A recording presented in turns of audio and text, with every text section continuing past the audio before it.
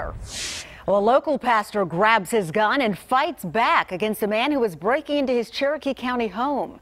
He shot the alleged intruder as he tried to come in through a window. The homeowner was inside with his wife and children at Santa Fe Trail early this morning when the suspect tried to get in. Fox 5's Patty Pan joins us live from Wellstar Kennestone Hospital. That's where the suspect is being treated. And Patty, deputies have identified the suspect? Authorities right now have identified the suspect as 19-year-old Donovan Simmons. And in fact, they say Simmons actually lives in the very area where this happened. Authorities say that he apparently was breaking in through the basement window when the homeowner heard this, opened fire once, hitting Simmons in the head. Now, Simmons was brought here to Kennestone Hospital, where we are told he underwent surgery and is now said to be stable.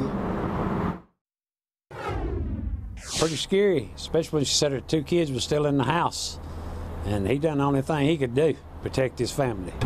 But it's very scary, very scary.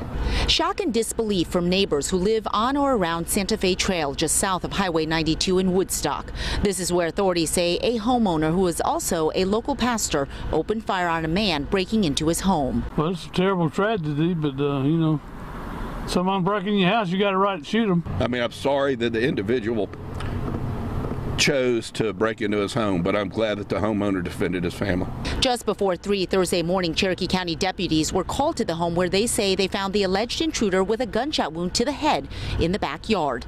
They believe it is 19-year-old Donovan Simmons who broke into the basement window to get into the home. At the time, the pastor's wife and kids were at home. I just got knocked on, somebody come running over here about 10 to 3. This morning, knocking on the door, ringing the doorbell, screaming. There was an invader in the house next door, and her two kids were still in the bed asleep. Ledley Conger lives around the corner and tells us this isn't the first home intruder in this community in recent days. I'm just shocked. I've lived in the neighborhood for over 20 years. Never had any issues like this, never had crime in this neighborhood. This is the second home invasion. Our home had a home invasion 2 months ago, came in through the garage, very similar sounding incident.